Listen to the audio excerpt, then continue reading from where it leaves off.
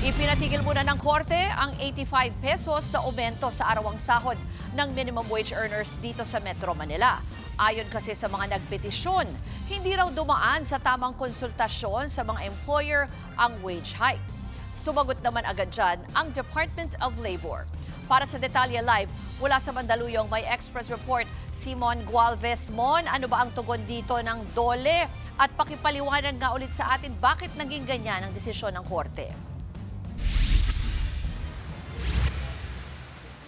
Ruth, nalungkot at nagulat daw ang Department of Labor and Employment o DOLE sa inilabas nga na Temporary Restraining Order o TRO ng Pasig Regional Trial Court para nga sa 85 pesos sa dagdag sa arawang sahod ng mga minimum wage workers dito sa Metro Manila. Yan ay lalo't lumalabas na unang beses lamang do ito na may dumiretso sa local court kaugnay sa wage hike order. Nanindigan ng DOLE, dumaan naman sa tamang proseso at konsultasyon itong 85 pesos na aumento sa minimum daily wage ng mga manggagawa sa NCR.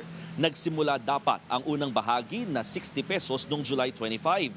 Pero dahil sa inilabas na status quo anti-order ng Pasig RTC noong July 24 o isang araw bago ang inaasahan sanang implementasyon, minabuti na lang ng DOLE na ibalik pa rin muna sa dating sahod bago ang wage order at sumunod sa utos ng korte.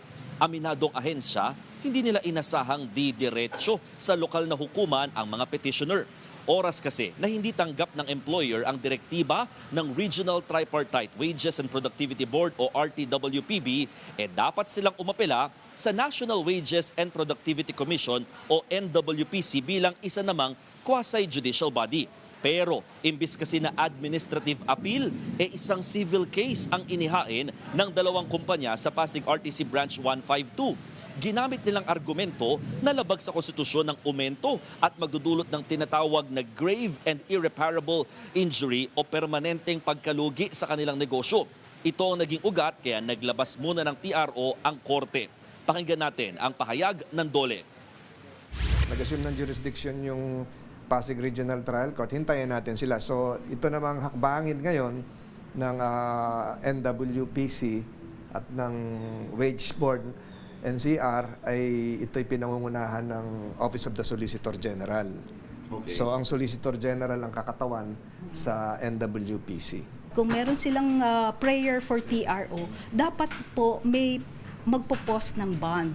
At ito ay dapat sa lahat ng mga minimum wage earners, hindi lang po sa isang specific sector. Tumanggi muna ang DOLE na magbigay ng kanilang legal action or legal response at isasagot nila sa inilabas na utos ng RTC. Office of the Solicitor General na raw kasi ang nakatakdang humarap dito. At kung may legal remedy pa raw silang i-exhaust, ay pag-uusapan na nila ito kasama pa rin ng SOLGEN. May pahayag naman sa Secretary Tolentino sa mga apektadong manggagawa dahil sa itinigil na taas sahod. Pakinggan natin. Maging kalmado tayo ngayon. Hintayin natin ang magiging resulta ng desisyon ng isang co-equal branch. Ginagalang natin ang judiciary. Talagang nalulungkot, lalo na po kami kasi alam ko po na kami ay dumaan sa proseso. All were given the opportunity. Tinalakayin po namin ang iba't ibang positions, comments ng labor, ng employer, as well as the government. We followed due process. Ruth, sa ngayon nangangamba ang ilang mga group, mga labor group patungkol nga dito sa naging desisyon ng korte or paglalabas nga ng TRO hinggil sa wage hike order. Baka daw kasi maging precedent case ito o magiging susunod na mangyayari sa hinaharap kapag may mga ganitong klaseng utos ang RTWPB, Pero ang sabi dito or tugon ni Secretary Tolentino, may tuturing daw na speculative yung mga ganitong klaseng statements o mga pahayag sa ngayon. Ruth? Monso, paano yan? Kasi yun na nga, nireport mo na dapat July 25 sana, o na in-implement itong aumento sa sahod. Paano yun nakapagbigay na noon? At saka ngayon, payday ha? So, wala na muna yung dagdag?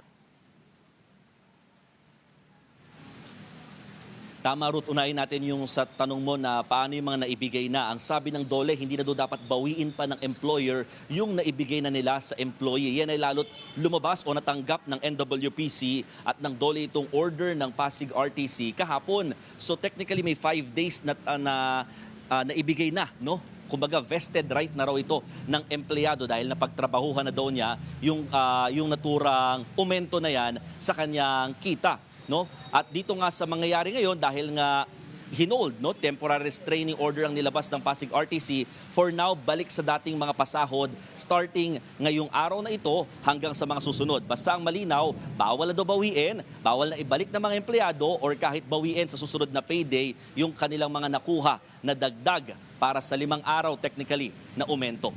Ruth? Yan po ang Express Report ni Mon Gualvez. Mga kapatid, Ruth Cabalco, para sa mabilis na pasada ng mga balitang dapat niyong malaman, mag-follow at mag-subscribe sa social media pages ng News 5.